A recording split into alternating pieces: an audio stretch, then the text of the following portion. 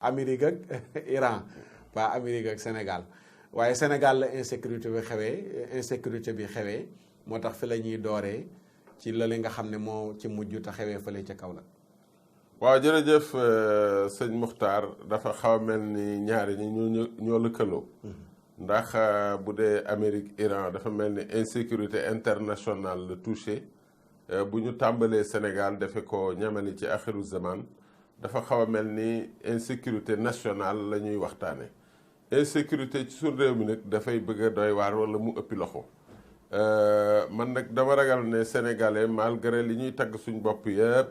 nitu teraanga lañ naam nitu xam-xam lañ naam nitu ñu gëm yàlla lañ naam waaye nag nit ñu violent lañ aussi loolu defe naa ne boo toppee sax sunu histoire moo xam politique wala non politique da ngay gis violence boobu marqué ñu jikko nag bu la dalee dama foog ne dangaa war a fexe noo koy dindee moo gën nga di ko daw rek di tagg sa bopp li xew Kaolack lu doy waar la Mouhamad Kabir Cissé moomu ñu ngi koy jaal al ummal islamiyya sax laay wax balaa ñu koy jaar kenn jaal ko sunu mbokki Kaolack yi jaal ko aussi même waa Amérique ndax sénégalais la comme ni nga ko waxee waaye d'origine américaine ku nekk xam na ne sëñ Hassan Cissé yàlla na ko yàlla teeru ca aljannaam yi gën a kawe bari woon na ay taalibe yoo xam ne Amérique la ñu bàyyi ko man mii seeti naa ko ay yoon fekk fa taalibe yooyu ñu toog ak moom mu di leen jàngal di ko saa wala mu di leen déglu kon bu leen loolu dalee ñëpp lay na xari waaye li doy waar ni nga ko tuddee bu yàggutoo njaay dañu dégg ca Kolda soxna suñu faat boom ci affaire yi doy waar te xam nga bu njëkk Sénégal dañ daan wax ne boo déggee ay rey ay étranger koy def léegi nag li doy waar mooy rey yi ngay dégg yépp ay sénégalais koy def kon nag loolu lu jara jóg la man du ma dañ di wax ne sunu réew mi nit di dañoo war a organiser waat autrement parce que nag doomu aadama moom xel la ko yàlla may saa yu demee ba gis ne jamono soppiku na am na lu koy lëjal war na jóg wuti pexe man dama defe ne état naam mooy premier responsable moo war a njëkk a jóg wuti pexe waaye nit ñi itam bu nu seetaan rek toog musiba mi di leen daal man gëm naa ne état war naa fexe ba policiers yi di def ronde man dama jàpp ne policiers yi nekk ci tali bi day baax na ndax léeg-léeg circulation bi xat lool ba doo mën a jàll waaye nag nit ñi bakkan yi ñuy faat itam moo ëpp solo sax circulation bi ci tali bi loolu tamit dafa nekk lu ñu seetlu fan yi muy lu doy waar dañuy dégg dëkk beeg insécurité mais tali Ndakaaru yi fan yi dama seetlu ne dafa bari lool ay policiers da ngay gis benn arrêt lu mat 4 policiers taxaw fa loolu tamit lu doy waar. loolu laay bëgg a wax man moo tax musuma dañ sama kàddu ba mu tàmbalee ba tey benn la dama naan ni ñuy utiliser force de police yi laa jàpp ne jaarut yoon man dama dund juróom-ñaari at Maroc di fa liggéey nekkoon Casablanca muy dëkk bu rëy rëy boo xam ne daanaka population bu xawoon naa tolloog bu Sénégal mais ma gis bu guddee police d'abord day def ronde police man loolu laa ci xam police buy ronde dañuy jël seeni car dem ci koñ yi nga xam ne ñooy yi ëpp danger taxawal fa benn car lu mat juróomi policier nekk ca buñ toogee 30 minutes wër koñ ba yëpp dellusiwaat taxaw loolu njariñ li mooy saay-saay yi bu nu yëgee ne policier soriwu leen du ñu def ak caay-caay beneen ba it mooy ku xam ne policier nga barab sàngam bu la ay bandi naree sonal nga woo leen surtout jamonoy tey nga xam ne téléphone ak yëpp am na ma foog ne bu policier doon ronde guddi au lieu que ñu tëdd ci caserne yi wala ñu nekk ci tali bi rek man dama foog ne ronde dafa war a am zone yu mel ni ay Kaolack maanaam les zones frontalières Kaolack Tamba jëm kaw foofu aussi dama foog ne sax plus que police armée sax war nañ leen a boole ci sàmm sécurité bi nit ñi parce que kat ñooñu ñëpp jëriñul lu dul force de sécurité lañ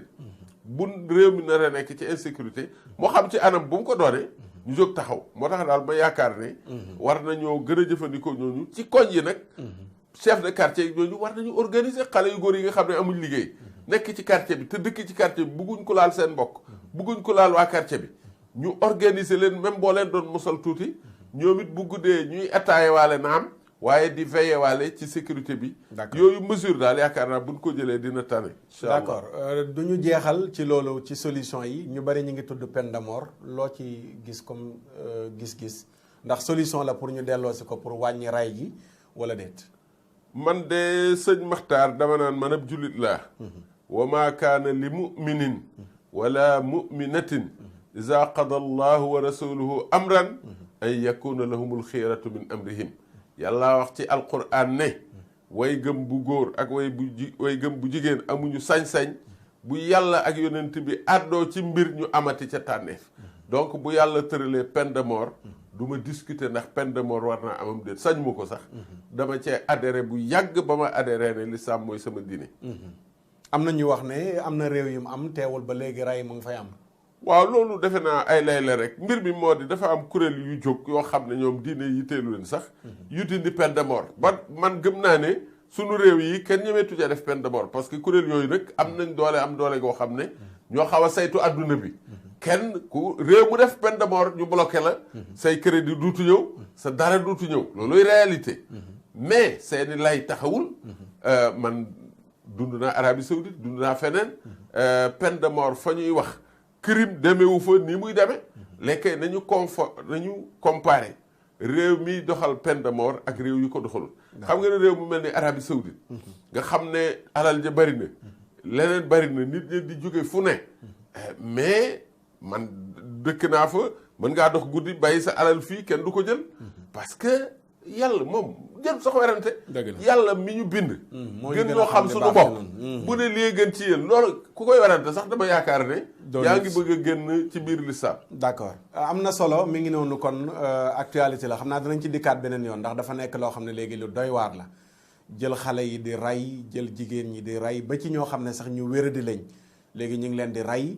bu demee nag insécurité boobu nga xam ne ci mbedd yi la daan am dañ daan dogal ni rey ko léegi sa biir kër nag lañ lay fekk nga tëju ñu fekk la sa biir kër agressé la rey la jël sa alal loolu nag lu ëpp tuuru ni ñu koy waxee waaye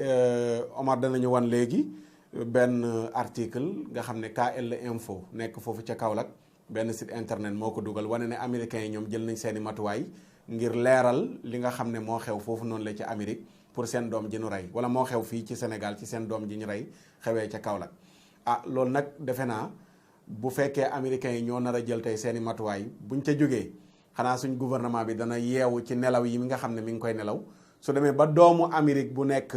fii ci Sénégal la ñu rey mu jaral américains yi seen doom fii ci Sénégal ñu waaj jël seeni matuwaay pour leeral rey ga loolu defe naa kersa lay doon sax ci sunum réew ñuy toog ba jàmbur bu jógee fa la ñëw ne doomam si réew mi la nekk réew mi am na ci wàll waaye ñoom it am nañ ci wàll mais bu réew mi deful liggéeyam mu mat ñoom danañ jël dossier ba seen loxo loolu lu raglu la lu doy waar la dana tax ndax sénégalais dana bëggati doon sénégalais 100% ndax buñ fi jógee bu fekkee américains yi ñoo nar a ñëw leeral lii mbaa duñ ñibbi ñëpp bëgg a dem doon yi doomi Amérique te loolu noonu lee lu rus lu lay doon bu boobaa kon nañ ci taxaw nañ ci war a taxawee ci cas bi waaye la ko jiitu yépp ñu fexe ba nit ñi nekk ci jàmm nekk ci sécurité nekk ci dal ndax mënoo wax développement mukk ci am réew émergence ak lépp mënuñ ko wax lu dul ne jàmm moo ko lal te jàmm mënu la am nag ñuy fekk nit ñi ci seen biir kër di leen rey jël jigéen di rey di dagg boppam di yóbbu jël xale yi di rey di daggati def ci saaku loolu mënuñoo am yi réew mu yokk te fekk pratique yu mel noonu ñu ngi koy dund ci biir réew ma kon loolu moo doon ñamale gi ñu sant leen gërëm leen ci bàyyi xel gi di leen fàttali tey ñi ngi dalal monsieur le ministre Bamba Ndiaye nekkoon fi ministre ci nguuru Ablaye Wade waaye lu jiitu loolu doomu daara la ba léegi tamit doomu daara la tey dañ koy tuddee rek monsieur le ministre waaye mën nañ ko tuddee imam Bamba mën nañ ko tuddee tamit Oustaz Bamba ndax mate na ko tabaarakallaahu ci doomu soxna li muy jàng mu jàng ko monsieur le ministre Amérique Iran seen coow yàgg na mën nañoo dalee rek 1979 nga xam ne moo ci gën a fés ba 80 lan moo indi coowu Amérique Iran ba yegg si fii mu yegg si tey. waaw loolu it sëñ Maxtaar dañuy delluwaat rek ci alquran sunu borom moo wax ci alquran walan tarda anka alyahud wala nasara xata tattabia millatahum yonent bi sallallahu alayhi wa sallam la doon waxal ne ko yahud yeeg nasaraan yi du nu mës a bég ci yow li fi ak bàyyiwoo li nga nekk fekki leen ca la ngeen li ñu nekk. Iran nag li ko jaxaseeg Amérique mën naa ne wax ne li ci ëpp pas-pas la ndax Iran dafa nekkoon réew moo xam ne ab buur a fa nekkoon di Shah d'Iran benn famille di fa nguuru nga xam ne xaritu américains yi lañ woon déggal américains yi lool américains yi yaatu fa lool di doxal Shah booba mu xëy ay sëriñ yoo xam ne ñi ko jiite woon mooy imam Khomeini ñoom naam ay chiite lañ waaye nag lislaam lañ gëm sëriñ ba di imam Khomeini yàgg ak i moroomam yu bari sax yàgg di liggéey ca suuf ndax ñoom demoon nañ ba gis ne réew mi dévié na te déviance bi li ci gën a bon mooy dañuy gën a sori lislaam di gën a jëm ci mbon alors ñu tàmbali di def seen rôle di liggéey ca suuf moom Khomeini liggéey ca suuf booba mujj dem ba indil koy xat-xat ca réew ma mu génn dem France Neufchâteau am ndaw yu bari nag ay américains yi doon jàng ci biti ñii di liggéey ca biti ñooñ ñëpp tafu ko déggal ko di ko seeti di ko nemmeeku muy liggéey ak ñoom àndandoo di liggéey ak ñoom ca liggéey booba moo jur révolution boobu nga tudd 1979 nga xam ne dañu xëy rek gis sëriñ bu yore satalaaka deram ak kurusam tubaab yi sax la taxoon ñu fat ko ne ca pat dañu foogoon ne sëriñ bu mel ni daal mënul dara ci am réew surtout réew mu meloon ni Iran nga xam ne dafa bari woon doole bari pétrole américains yi tegeen ko loxo ndekete yoo sëriñ ba ak ndongoom yooyu ko wër jaxase nañ réew ma xal mu lakk sa dàgg mu ngoog ba saaba dafa mujj daw kam fat ka ko remplacé Bakhtiar daw Khomeini jóge France wàcc si ci réew ma Iran ñibbisi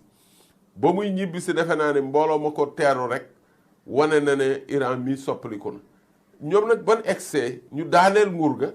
daal di tëral li ñu tudde ñoom ak thawra al islamiyya al jumhuriyya al islamiyya al iraniyya loolu rek déjà lu rëy la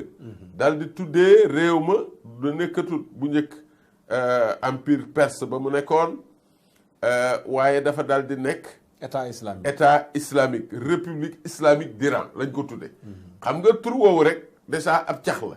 loolu naqare nañu bari waaye yemulu foofa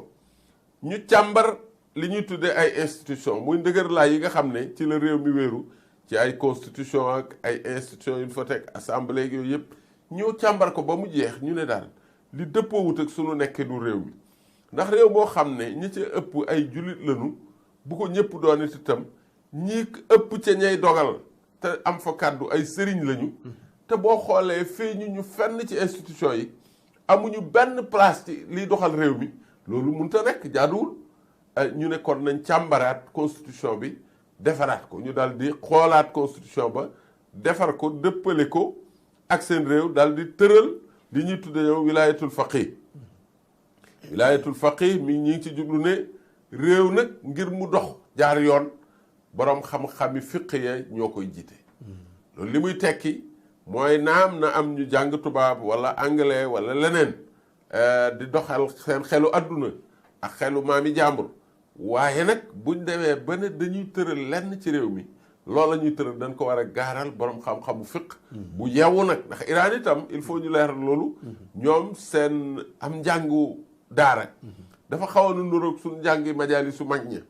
lépp xam-xam yépp lan la dee jàng li daan wax aalimu kulli fannin daanaka boo génnee ca daara ja moom ngay doon da ngay jàng ay philosophie di jàng al mantiq logique di jàng yeneen xam-xam yoo xam ne dalay yee sax ci àdduna ba tax na seen ab sëriñ kenn gënu koo yeewu ci àdduna jar lay def alors ñu daal di ne kon nañu tëral constitution boo xam ne kay féete bopp ca kaw ñépp nag mooy al murshidul aala le guide suprême kooku ab sëriñ lay doon et balaa président wala premier ministre wala leneen wala assemblée sax tëral lenn ci réew mi dañ koy gaaral al murshid kooku nga xam ne mooy sëriñ bi moo féete kaw ñépp itam mu càmbar ko xool ndax lii dëppoo na ak diine l'islam ji nga xam ne ñun moo gën a fort ci ñun léegi laa wax ne sunu boroom ba wax ne wa ma kaana li muminin wala muminatin ida qada allahu wa rasuluhu amran an yakuna lahumul xeyratu min amrihim comme julli tànn na ba pare la mu tànn mooy jébbalu ci boromam ba mu jébbaloo ci boromam la amatul sañ-sañ moom topp keneen kur jëmut ca yàlla ñu ne kon lenn lu ñu doxal ci réew mi ñooñu dañ koy càmbar loolu changé complètement doxalin wi nga xam ne moom lañ donne woon ñun ñëpp ci Occident alors loolu kon te fekk boobu ci fàttali boobu américains yi ñu ngi fa amoon doole ñu ngi fa amoon doole yore woon réew ma yore woon léegi ñu pare mel ne dañ leen a bëgg a génnee ne génn leen waxuma la génn leen ci territoire bi waaye génn leen ci xol yi te looloo leen gën a naqari parce que nag ñoom itam américains yeeg français yeeg Grande-Bretagne ñëpp a yem ñoom ñëpp benn civilisation lan yanu muy civilisation occidentale te dañu foog ñoom ne civilisation bu dul boobu booboo ko gën te lii dëgg ci jullit mooy civilisation bu dul bosul islam du civilisation waxuma la moo ko gën waaye du ko tudde sax civilisation donc foofu fénqoo daf fi am boo xam ne képp ku dul jullit nag da nga fénqoo ak ñoom ci côté boobu alors loolu donc mën naa jàpp ne mooy li gën a rëy ci li leen fenqale ñu tàmbali nag di ko jëmmal nee naa ñi ngi ko jëmmale ci changer seen constitution ne ñun duutu ñuy al toppe parce que tubaab yi tëral nañ lii rek xam nga sunu réew yi sëñ Maxtaar da ngay dégg léeg-léeg ñu ne assemblée jëriñu dara mais loolu du lu bees de loolu ca bañ ko tëralee ba tey la ndax boo fàttali ko am na lu ñuy nettali ci sëñ Fallou yàlla yokk leeram ne dafa ma sa wax Senghor ne ko dugalal ma diw assemblée député mu bëgg a wax mu ne ko déet la mu ne ko ma sëñ bi kii daa jàngut mu ne ko jàngut waaye la ñëpp yi def tàccu man na ko ne sa waaye tàccul ma gis waaye ji tàccu mu ne ko kenn dàq ko donc mbir mi du tey assemblée bonam gi mu bon du tey mais loolu lépp li ko waral du assemblée rek institution boo fi tëddoon nit ñi am luñ ci wax parce que dëppoowul ak sunu réalité Iran nag loolu la bëggoon a xeex Iran nag da koo xeex dindi ko daal di soppi réew ma gis nga réew ma tey bu ndaje amee ca Nations Unies ay boroomi kaala ngay gis ñooy toog ca taabal ja taabal jun toog kenn du ca servir sàngara kenn du ca servir sàngara ak kun ko mën a bokkal yàlloonte kon ñu am gan goo xam ne Donald Trump la tudd wala Macron boo ñëwee dañ naan la ñun kër ay jullit lañ ñun taabal ji ñuy reere wala ñu toog ca kenn du ca servir sàngara dafa araam te googu am fayda imposé nañ ko seen kaale yi dindiwul ko xam nga ñun suñ gars yi booy dem États-Unis wala France da ngaa foog ne obligatoirement da ngaa war a solab costume pour mën a jaxasoog nit ñi xam nga loolu nga xam ko nga bañ ko xam complexe nangu nga ne sa civilisation sa yére bii nga sol sëñ Maxtaar ma sol ko keneen sol ko génnut d'accord léegi pour gagner temps am na solo foofu kon gis nañ ne Iran dañu nekkoon ci mën nañ ne kilifteef dëgg la mooy Amérique ñëw na am fa doole installé ñu dem moom yàgg na ñu fippu ne dañoo bëgg daal léegi génnee doxalinu nit ci suñu doxalinu àdduna jël bu yàlla ñu installé ko ci suñu biir mooy dañu bëgg léegi àtte woo àtte yàlla loolu nag pour ñu def ko duñ jéggaani dara ci réew mi am na fi am na boroomi xam-xam ñu formé nañ jël ñooñu ñu teg mbir mi ci seen loxo bañ doxal ko pour gagner temps Khomeini histoire am ak américains yi bi ñuy ñëw di bëgg a bombarder am Iran ba seen avion yi dalante woon ci jaww ji nan nga ñuy dellu si lee ci loolu noonu waaw dama laa wax ne sëñ Maxtaar ñoom yemul rek ci de ay slogan ne dañuy dellu ci sax waaye dañ koo jëmmal ndax booba suñ mbokk réewu arab yi ñu ci bari ñu ngi naan ñu ngi bind ci seen i constitution naan lislaam mooy suñ delluwaay waaye boo xoolee mbedd maag la ñuy doxal dara du ci lislaam ñoom nag dañ koo jëmmal tàmbali ñu boole daal di ne Amérique mii ñi nekk ci ambassade am bi ay espion lañ du ñuy diplomate wakkaru al muxaabaraat lañ ko tudde woon maanaam am tàgg la moo xam ne picc ya nekk ca biir ay coy lañ ay espion lañ daal di ay étudiants yi xëy rek songu ambassade ba daal di koy occupé personnel ba fa ne bàyyiwul leen ñu dem de dañ leen a jàpp otage document yéen bindoon ca Iran yëpp ñu teg ci loxo loolu bokk na ci li gëlëmloo Amérique ci mbiru Iran ca teel Amérique nag ba ko mbir ma naqaree parce que dafa mel ni mbir mi booba ak camp la goo xam ne benn défi bu xam ne ñoom da leen a xaw a toraxal ñu daal di mer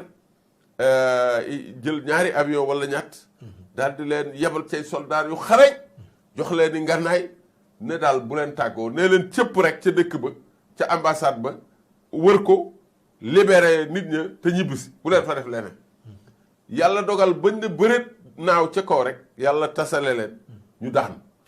Khomeini ba mu ko yëgee mu ne ñun de deful dara lu dul suñ zikkar yi ñu doon def rek ñun daal turu yàlla la ñuy jëfandikoo tey seetlu nañ leen boole nañ leen ak Irak mu daal ci seen kaw ca guerre ba ñu ñëpp di leen sot waaye seen allahu akbar ja mosuñoo taxali ko ak moom lu mbir mës a métti métti aaya alquran wala turu yàlla ñoom la ñuy wéeru loola nag wax dëgg yàlla feeñal ay kéemaan parce que avion yooyu fenqali ko américain sax dañ ca doxee ragale leen xel parce que dañu jàpp ne mbir mi xëy na du neen sax amut ndax yàlla moom bindu dara abasan ci caaxaan kon jaar nañu foofu ak Amérique ba won leen ne leen ñun lii ñu nekk di caaxaan waaye yëmunu foofa dañu daal di taxawal nag réew moo xam ne day dox ci moom boppam man dem naa fa defe naa sama dernière visite 2011 la boo fa demee seeni garab médicament seen lépp ñoo koy defaral seen bopp ñu ne nag bombe nucléaire bi nga xam ne yenn ti réew ñoo ko am ci adduna bi te bombe boobu daanaka dafa bokk ci lu mën a indi axiru zaman luy far adduna parce que foo ko dóor gis nga américains yi ba leen japonais yi jaaxalee ci deuxième guerre mondiale dañoo dem ñoom rek ñoo ko mës a utiliser ci adduna bi dañ koo dóor ci dëkk bu ñuy wax Hiroshima ndax Japon seen aada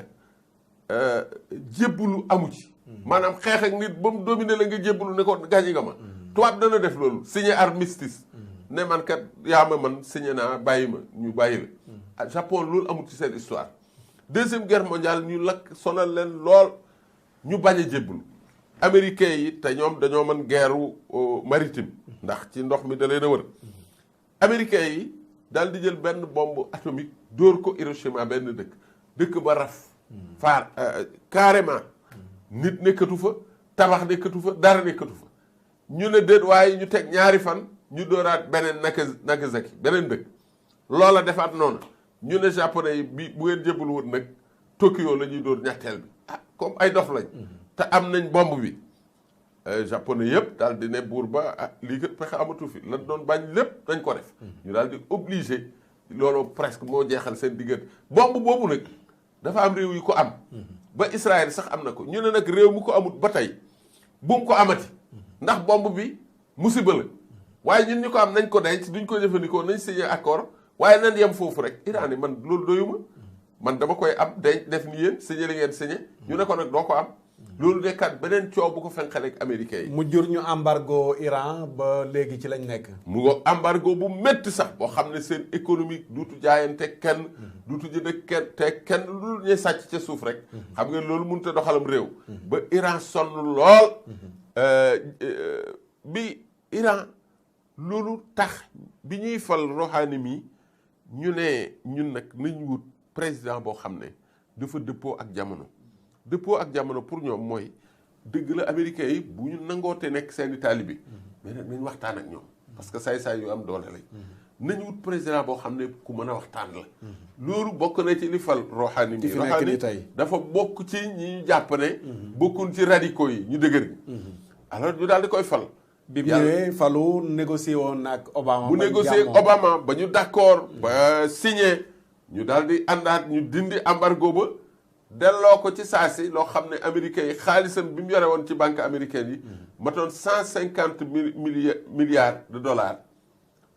accord booba may ko ñu récupérer ko dégg nga Trump barki démb ba mu reyee Soleimani daf ne bomb yi ñu dóoree ci sunu base yi ñu ngi ko jëlee ci ñu ngi ko jëndee ba leen Obama delloo xaalis ba critiqué na Obama accusé Obama voilà mu ngoog accusé ko ne yambar la moom moo leen may lii parce que li ñu moo demoon di jàmm ak ñoom dara baaxu ci may na leen ba ñu defaraat lii d'accord jàmm mel ne jàmm mi ngi tàmbale woon a judd bi fi Obama nekkee seen diggante donte lem matuloon mais nag ñu pour ñu gagné temps ndax ñi ngi bëgg a jeexal waxtu Trump ñëw rek mel ne dafa xëppaat ci cere ji suuf xay wi Trump ñëw 2018 li mu njëkk a def dafa dénoncé accord ba génn ci moom ne man concerné tuma te loolu xam nga rek jaaduwul loi internationale sax mayewu ko maanaam dañu naan l'état c'est la continuité yow président bi la jiitu signé lii nga dëkk ne man àndatuma ca loola daal di delloowaat buum ca mbooy nga indiwaat embargo bi ci la nekk ak Iran yi mais loolu doyu ko muy topp Iran ci fu nekk di ko sonal di ko lakkal ba nga xam ne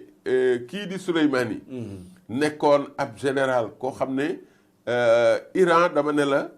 ba ñu taxawalee seen république islamique dañ koo aar ci li ñuy tuddee alxarasu thawri ay ndaw lañ wut def ko beneen armée parallèle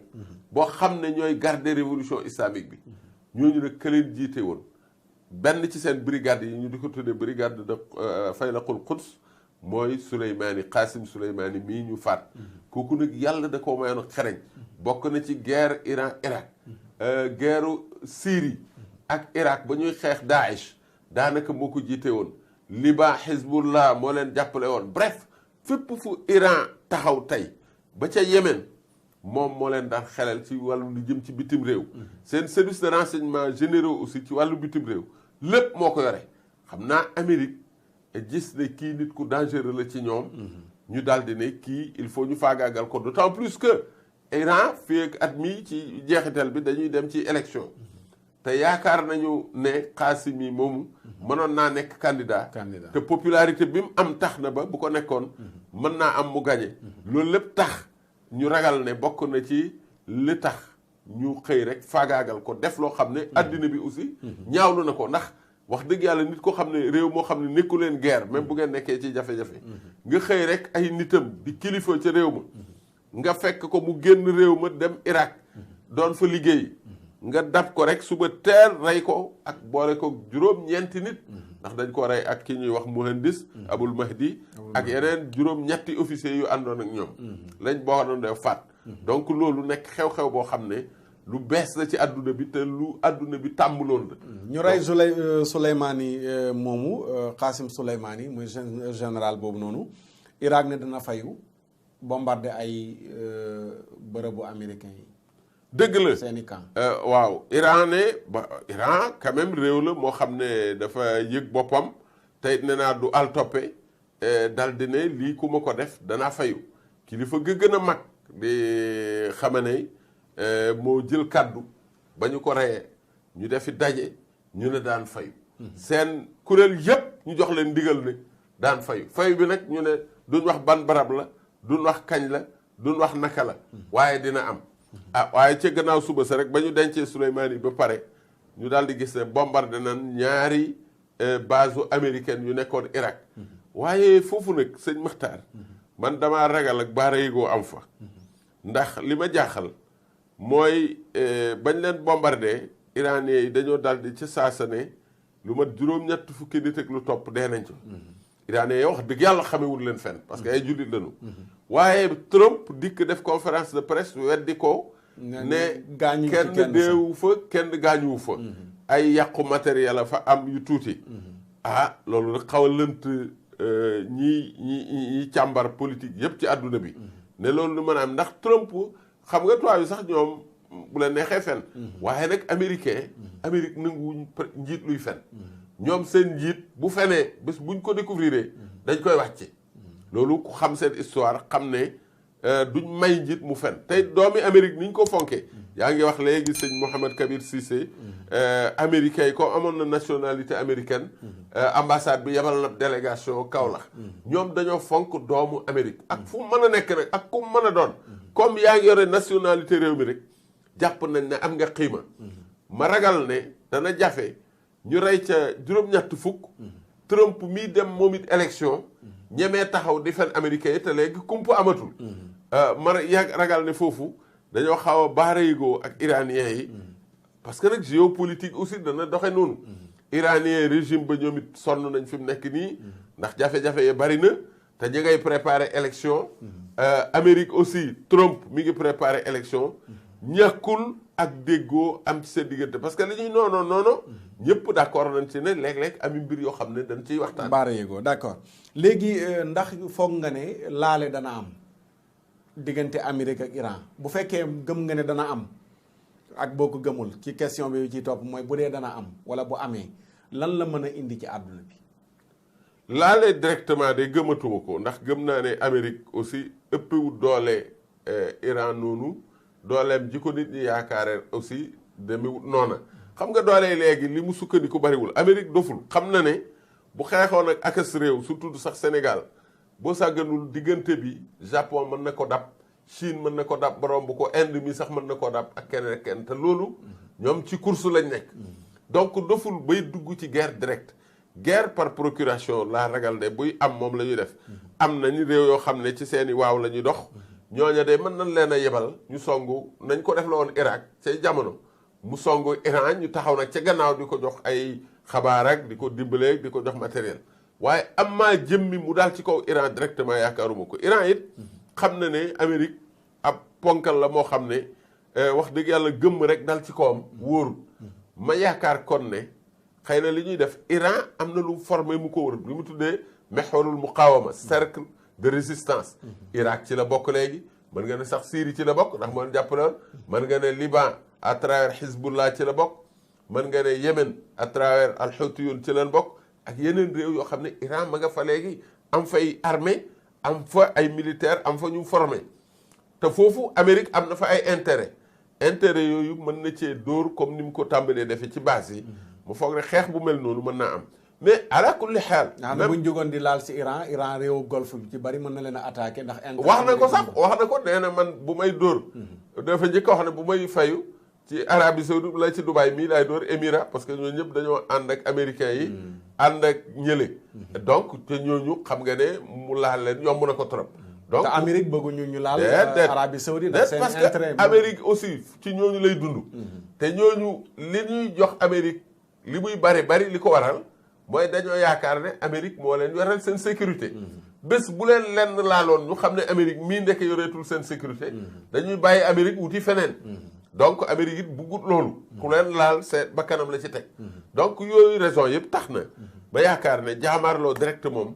du am waaye nag même jaamaarloo indirect dina am jeexital ci àdduna bi parce que gis nga rek bi coow li amee bourse yi tàmbali nañ di yëngatu et prix pétrole bi mënoon na cee topp te loolu bu ci toppoon dañuy xëy njëg yi ci àdduna bi yëpp day daal di yokk comme la ñu fi daloon atam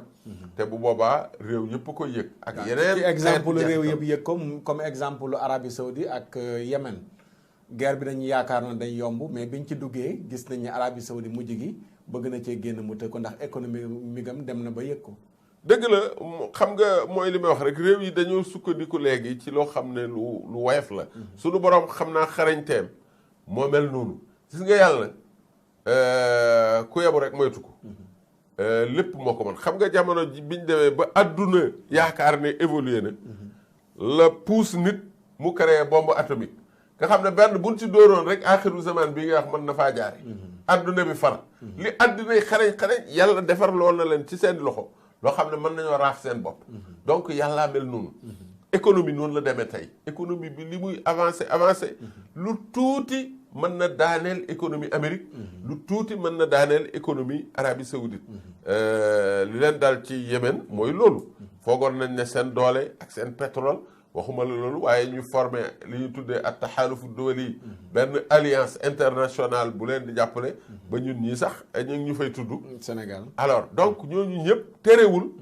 Yémen mënuluñ ko dara te Yémen maintenant Iran moo nekk ci ginnaawam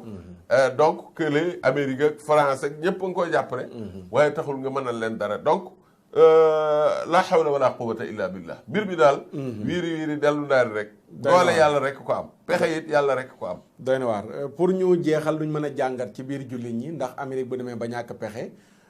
est-ce que du jël jullit ñi fenqale leen lu mel ne tey Amérique ci histoire Siam ma nga fële histoire sunnite ma nga fële ñoom ñaar ñi ngi mel ne xaj ak muus duñu laalante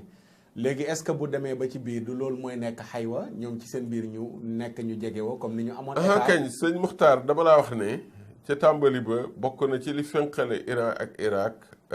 Iran ak Amérique mooy diine Amérique nag ñun ñoo xaaj suñu bopp naan kii chia la kii sunna la kii salafi la kii mutasawif la waaye ñeneen ñi ñoom la yonent bi sallallahu alayhi wa sallam waxoon al kufru millatun waaxida ñu wedd yàlla yëpp wenn say lanu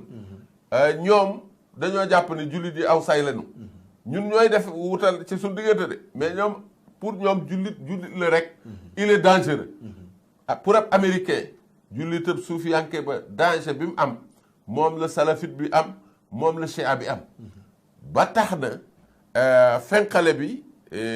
yaakaar naa bu baax ci la ñuy dox suba ngoon ndax bul fàtte ne seeni boroomi xam-xam ba ñu daaneele Union soviétique dañoo bind gëstu àdduna ne léegi daal mel ni mbir ñu dese moo xam ne bu daanu woon ñu mën a yaataa yumbe ñu ne mbir moom mooy man ñu ne l'islam. donc l'islam ñoom fépp fu mu nekk bu dee Sénégal xeebuñu ko. bu dee Arabie Saoudite xeebuñu ko. bu dee Irak xeebuñu ko. nañuy fexe nag ba xeex l'islam mooy fenqale jullit yi ci seen biir. fexe ba jullit yi noonoo ci seen biir lu ñàkk solo boole leen ba ñuy reyante comme ni ñu koy gisee maal asaf ci àdduna tey bi. d'accord mu mel ne sunu waxtu jeex na dañuy bàyyi monsieur le ministre Bamba Ndiaye mu tàggatoo ak mbokk yi seetaan Axiru Zaman. waa jërëjëf sëñ Muxtaar ñi ngi lay gërëm di la sant. Axiru Zaman émission bu am solo la man dama koy yàgg di seetaan di ko faral di seetaan. defe naa it émission yeete la. ndax thème yi ngi ciy abordé yëpp thème la yoo xam ne yitteel na nit ñi yitteel na jullit yi surtout. kon ñi ngi leen di ñaanal borom bi subhanahu wa taala mu def ci yokk cee def tawfiq. jàppale leen jàppale aussi képp koo xam ne yaa ngi seetaan émission Axiru Zaman. jërëjëf ñu dalaloon tey monsieur le ministre fii ci Axiru Zaman xëy na mooy première fois ñu dalal ko nii ci vidéo waaye Axiru Zaman ba muy am ca rajo ba ca siiwal dalaloon nañ ko fa doon waxtaan ci jamono. ya nga xamee ne moom la Charlie Hebdo caricaturé woon yonent Yàlla Muhammad sallallahu alayhi wa sallam mu defoon ci gëstu yu am solo bu weesoo liñ ko xamee woon mu nekk ministre beneen wàllu journaliste la kuy gëstu la kuy bind la ci anam yu yaatu yoo xam ne yu am solo la tey ñu dalaloon ko fi ngir mbir mi nga xam ne moo ñu ci gën a xóotu gëstu lenn la rek mën nañ ne toq la ci géej ci li nga xam ne xam na ko ci lii ñu doon waxtaanee waaye waxtu moo nu tënk defe naa mbokk yi nga xam ne ñoo doon seetaan bu ñu teewloo am na lu ñu jëlee xam histoire Iran ak Amérique fan la dooree